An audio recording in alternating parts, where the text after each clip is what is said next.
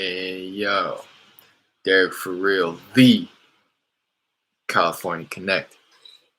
Today, I was actually preparing to go ahead and call the tenant on my property. So just to kind of anybody who's tuning in for the first time right now in this video for the first time, I have one property under agreement right now. This is the farthest I've gotten in the process. I have gotten 3 agreements in place prior to this one, so this is actually the 4th. The first 3 deals, all of them fell through. This again is the farthest I've gotten though. I have the agreement direct to seller. Uh, the seller's it's an absentee owned property. He lives about 4 hours of a drive north from the subject property. His daughter is actually the one who lives in the property. We got the agreement direct to seller. We came to an agreement on price. We walked the property, took pictures, sent it out to buyers, had another walkthrough with only one buyer ended up showing up, which was cool because he wanted it and made us an offer that we accepted. And we got everything over to title. So we have the agreement direct to seller, the assignment agreement, and both my $100 earnest money and the buyer's $4,000 earnest money has all been submitted to title. They have run the title, title search. Seems to be the only thing that's outstanding is the mortgage balance. The seller provided all the information for that, for both him and himself and his wife, as well as the mortgage payment information, so that title company could reach out and request a payoff. Now the only thing left to do is get the tenant out, the seller's daughter. She's been at the understanding that she needs to leave. We have a tentative closing date 10 days from now, but that's pretty much the only thing that needs to happen now. Once she gets out, the buyer's ready to close.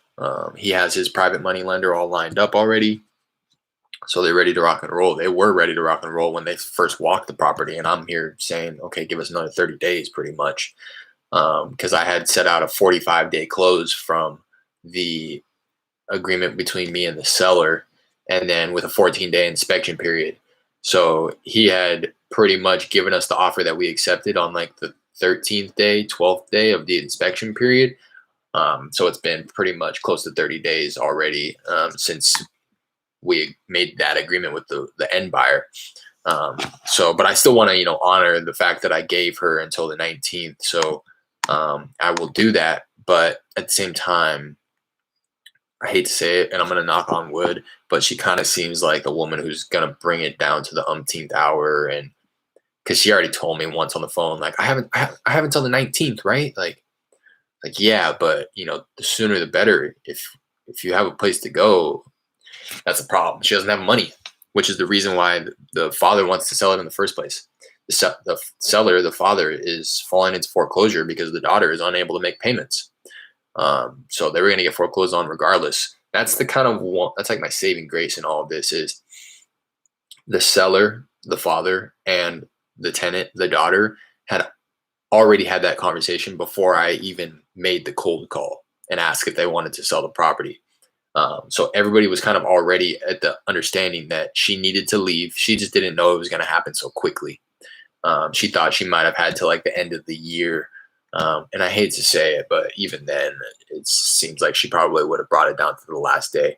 The father, the seller, wants to wipe his hands clean with it. He doesn't want to have this debt on the back of his mind all day. And he also is kind of fed up with his daughter. Like, he's kind of in a position where it sounds like it's like, all right, get your life together. Like, I can't hold your hand through life forever. I can't just have you living in my property for free. Payments are owed on it, and if you can't make those payments, you're gonna have to leave. The only thing is he is kind of pushing that responsibility onto me. Like, all right, yeah, go ahead, get her out. I don't care if you get her out; she needs to go. But it's like, well, I can only do so much. I would really appreciate if you would talk to her as well, since you're her father, and maybe, I don't know, helped her out a little bit, or it's like almost like I have to be the one who's picking her up emotionally. Which is fine. That's fine with me. But it's fine with me as long as she does her part. And up to this point, she hasn't really done her part. I have her working with a realtor. I referred her to a realtor that I've been talking with that's going to help her relocate. And when I round back with him to get like kind of an update, like, hey, what do you think? Is it going to be able, is it doable to get her out by the 19th? And he says, yeah, it's doable, but she needs to do her part on her end. Like, and I don't really know what that means. He's not elaborating. So I want to talk with her. I want to get her on the phone and be like, hey, how's it going? Just wanted to check in, you know, uh, what type of progress has been made with you and Terrence? Have you checked out some options and places where you could possibly move to and see where things are at? Because again, I kind of passed her off to the realtor. That's what I've been doing, and that's what I want to do. I want to have these systems and these resources in place so that I don't have to constantly hold everybody's hand through the process. Rather, I can say, hey, look, I have a realtor. He's going to be able to help you out far better than I would be able to help you out finding a new place. So here you go. You can talk to him moving forward. Um, Same with the seller. It's like, okay, perfect. Let me go ahead, get everything to the title company, and you can expect to hear back from them moving forward. I'll round back with you every once in a while, every 3 to 5 days, just to check in, make sure everything's good to go, give you an update on what's happening on my end. But it seems like on this deal, I may be overanalyzing everything, but I feel like I'm talking with everybody a little bit too much. The title company isn't really doing their part in reaching out to the seller as well, although I would prefer that they did. Um, I was scrambling to even find a title company because the one I was planning to bring it to, had closed down their branch. So I went to a different branch of the same title company in the area. Um, but yeah, it's like not only is the title company not really like going above and beyond to communicate with the seller and the buyer and his lender and me and my partner, they're not only not doing that stuff, but they're also lagging and putting my file on the back burner. And I can tell because I'm having to follow up with them as well and push them and be like, hey, just wanted to check in. Like, are we still moving forward? Or has progress been made? And they're, oh yeah, yeah, yeah. We're doing this. We're doing this. What we need is this. Can you reach out to the seller? And I don't think about it until after the phone calls. Because again, I'm just trying to get this thing done. Um, but in hindsight, I think it's like, well, why don't you reach out to the seller for that stuff? If you need that information from the seller, what good is it to tell me that you need it, have me waste time to call the seller to get it, to then tell me and then play telephone back to you? It's like, that's why everything would just be more efficient if you reached out to the seller directly. So that being said, I likely won't be using this title company again moving forward unless, or maybe try them out one more time and, this be the kind of like, what's the term I'm looking for? Like the proof of concept. Like, look, I'm legit. I'm bringing you deals, and the next time I bring you another one, you have to be on top of it, or else this is going to be the last. I won't say it like that, but essentially, like, hey, last time, I can't lie, I was expecting a little bit more direct communication between you and the seller, and just a little bit more assistance. I felt like I was still kind of running the show, even after I brought it to you guys. So on this next one, I would greatly appreciate this one, and hopefully I can bring in one where it's just like smooth and simple, to where maybe it's a vacant property or the buyer's willing to buy it with a tenant in place, something like that, where I can simply just bring it to the title company and say, hey, look, everybody on here is ready to close. Here's everything that you need. Now it's just on you. How quickly can you run title, get everything paid off, and close the file, and kind of allow it to be a test, honestly, from me to them. Like, hey, I was unsatisfied with the service provided last deal. Here's an even easier deal. No issues. It's all just up to you. Everybody's ready to close whenever you're able to get it closable, clear, whenever you're able to clear title. So, here you go. Let's see what you can do. And if they drag their feet on that one as well, then I'll probably just jump ship and start messing around with another title company. I already have one. The branch that I was going to bring my title company to, who I've already built a relationship with the escrow officer, they closed that branch, and they actually are now affiliated under a different title company, and they have their own branch under that title company as well. So on this one, I was planning on calling the seller, or I'm sorry, the tenant, the daughter, but I forgot that she works night shifts. So she sleeps during the day, and she's probably just fallen asleep a few hours ago. So she's probably deep in REM right now, so I didn't want to disturb her with that. But what I will do is just kind of give the seller a call, let him know, hey, just wanted to check in, everything good? Yeah, okay. I'm talking with and kind of talk shop about the closing date and get that in his mind, and have him thinking about the money, and then um, kind of switch gears to be like, okay, yeah, perfect. So once your daughter's out, we're pretty much good to go. But just want to let you know, if your daughter can't get out by the 19th, we're gonna have to delay the closing, and at that point, we may have to even revisit the numbers, because, as you know, the real estate market doesn't stay the same; it's not stagnant. So as time passes, we're having to kind of reevaluate the numbers, and it may get to the point where the offer that we've made doesn't necessarily make sense anymore, right? So I can only delay the closing so long. If she's telling me that she needs another week and she already has the place lined up and she's already made her deposit, now it's just a matter of moving her belongings to there. That's one thing. But if no real progress has been made, and stuff like that, then I'm gonna have to kind of lay down the law a little bit. I don't want to scare him out of it, but I do want him to kind of be on my side and contacting her and nudging her out, like, hey, you got to get out of here. Like, if you don't leave, I'm going to miss out on my 10 grand is what him and his wife are going to get and walk away with after their mortgage balance is paid off. Um, so I'm hoping that, yeah, gives him a little bit of incentive to do that. I've already done that.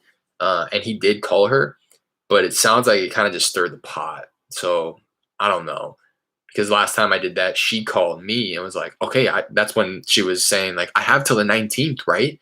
Because dad's calling me and he's saying this. And I was like, no, you have till the 19th. But I mean, I just want to be sure that, moves are being made so that you can get out by the 19th.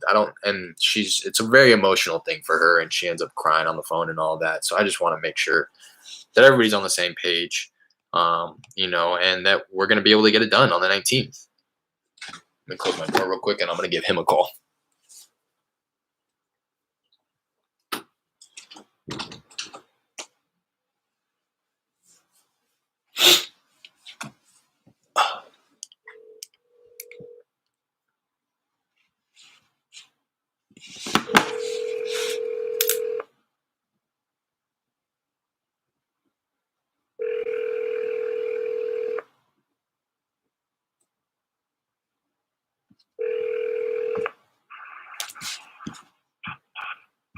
Hello. Hey, James. Yeah, how you doing, Mr. Graham? I'm doing well. How about yourself? Well, I've added some kitchen furniture and they're doing real good. Oh, very good. Got everything done, and had a strip cord had to plug in, and I plugged it in and stood up. My back protested. Oh, yeah, huh? Jeez. Is it bad or? Well, it's bad right now, but 3 or 4 days I'll be back to my normal self. Okay, yeah, let's hope so. Yeah. I know it's no joke. Sometimes the worst of injuries seem to be coming from the most random little things, like you're saying, just standing up. So hopefully, yeah, keep you in my thoughts. Make sure that, yeah, you're all good. Well, except for that, I've been pretty busy the last 4 days. Getting the yard cleaned up, the kitchen all straightened up. Mm-hmm. Yeah, it seems like every time I give you a call, you're up to something, working on something around the house. Well, that's what happens when you retire. Yeah, right. You work harder at the house than you do at the job. Yeah, that makes sense. Yeah, well, that's good though. It shows that you have a sense of pride in your, ownership and your belongings. So, I like to hear it. Yeah. Easier to work for yourself and do something that you would, like doing, as opposed to going to work for somebody else all day. Exactly. You know. Trying to make grandma happy. Yeah, yeah, there you go. How's Martha doing? Is she recovering? I know she was sick recently, right? Yeah, she still has a sore throat, but Mm-hmm. the medicine the doctor told her to take is doing lots of good. Good, So good. the doctor requested her be tested for COVID and Right, come back negative. right, So that's right. good. Yeah, definitely, definitely. Well, good. I'm glad to hear it. I'm glad to hear everybody's. Sounds like maybe not at 100%, but they'll be both of you'll be there soon. Well, we're going to do our best to get there. Yeah, absolutely, absolutely. So yeah, I just wanted to round back. Nothing major has happened since we last talked, but what I did want to get confirmation on. So when I last time I spoke with, I believe Rebecca over at the title company, I was just confirming that a remote closing was able to be done. I don't know if you had talked to her or anything like that about it, but essentially I let her know that Martha, since she's needing to sign off on the documents and she's pretty much immobile at this point, I wanted to make sure that we were able to send somebody to you in order to get those documents signed. And it sounds like that will be something that we can do. I just want to make sure and confirm with you that you would prefer, or really see what you would prefer. Would you prefer somebody come out to your house, or would you prefer to maybe meet, him or her somewhere, at a public setting close by? Well, the house would be great. Okay. But since Martha is not in real good health right now, Right, I right. don't take her out in public. Exactly. She hates the house, but she gets out in the yard every once in a while, but I don't let her go much places. Right. And I figured that was the case. And I just didn't want to assume and tell, give away your address before, reaching out to you and making sure you were comfortable with that. So that's, yeah, it sounds like something we're able to do. So I just wanted to confirm, because I know I'm looking at the one on Burke Road every day, but I had gotten your address before. It's on Lane, if I can remember correctly. 608 Lane Street. That is correct. All right, perfect.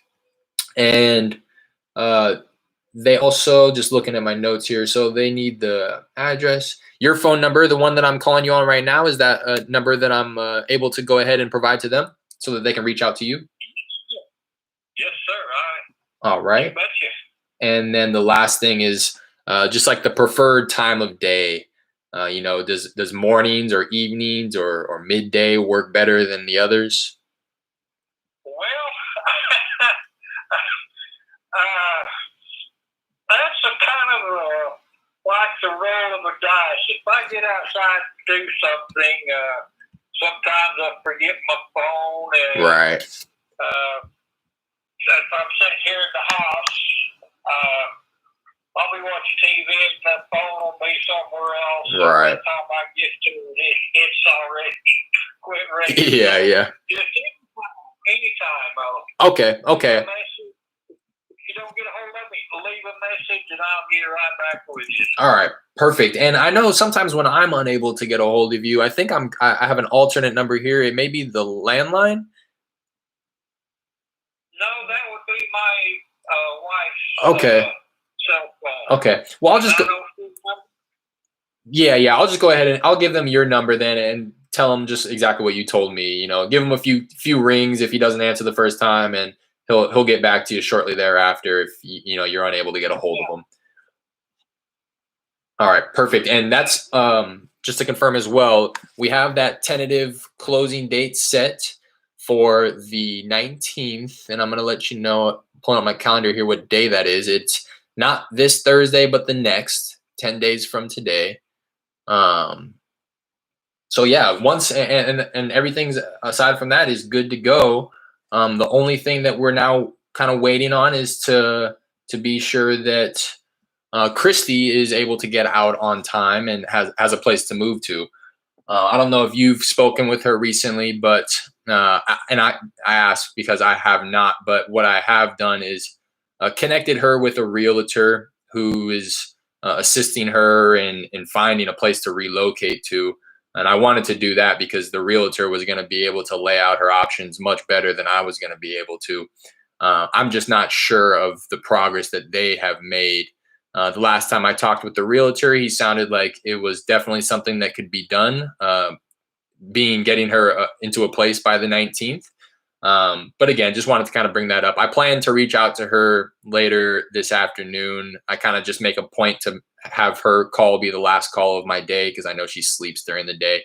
And I just wanted to, round back with her, see if what type of progress has been made. If it seems like, it's going to be a big struggle to get out by the 19th, just trying to kind of feel it out because, again, the last thing that I want is to put her out on the street.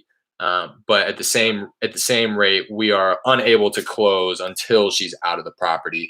So, if it comes down to it, and it's something like, she's saying, I have a place, I've already signed the lease. It's just, I may need a few days to actually move my belongings.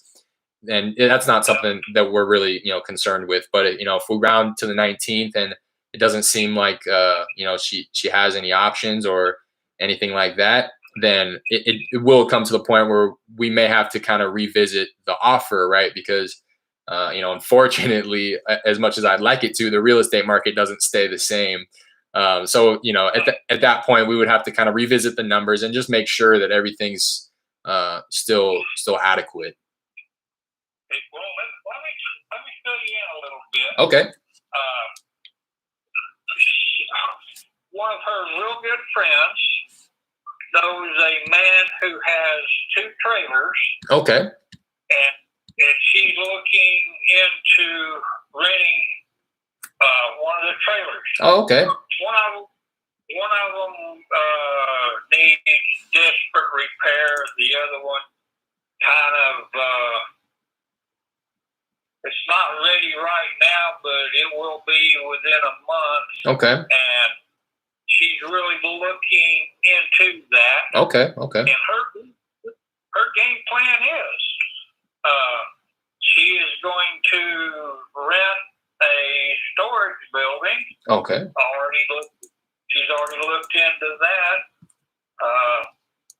And then she's just going to get a motel room and stay there until the trailer's ready. Gotcha. Okay, that makes sense. Now that was today's information. Oh, okay. So you actually talked with her earlier today. Yeah. So okay. But, that's her tentative plan right now. So you can give her a call and confirm. Sure. Discuss, cuss, or whatever, Yeah, no, and I just, that's why I want to I like to hear it from you as well.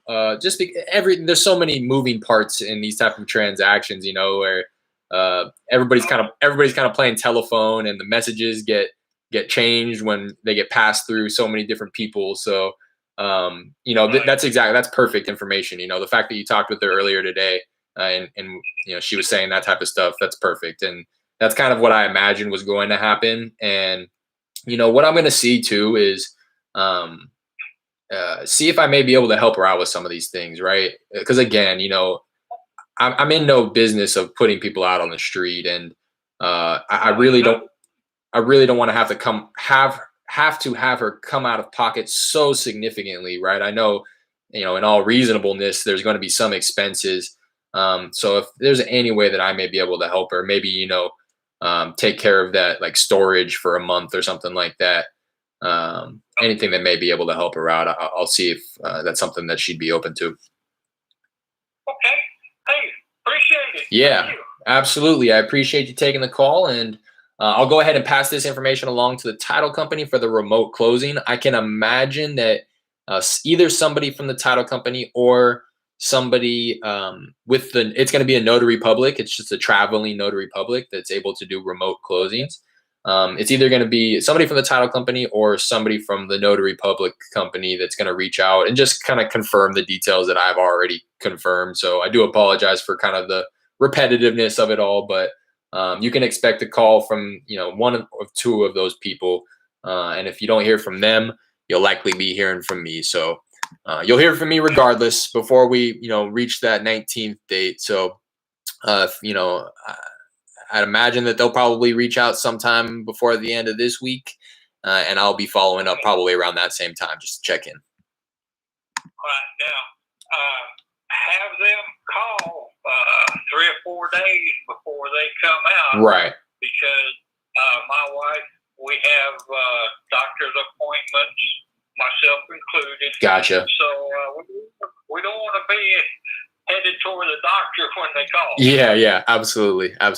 Yeah, I'll let them know again. If I'll have them try you a few times in a row. If they can't get a hold of you, then and don't hear back, to try the next day and the next day until I'll let them know it's nothing personal. He just has a lot going on, so I'll have him try you multiple times.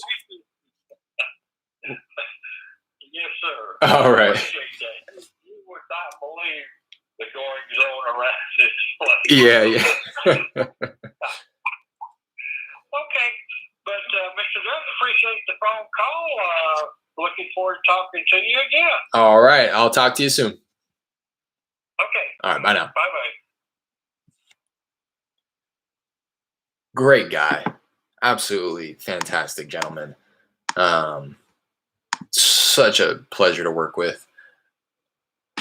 And I don't know if I went on a rant about this, but when I went to go negotiate this offer or make this offer, I took the approach of how much do you owe on your mortgage balance, because I knew it was going to be tight. I knew the mortgage balance was enough.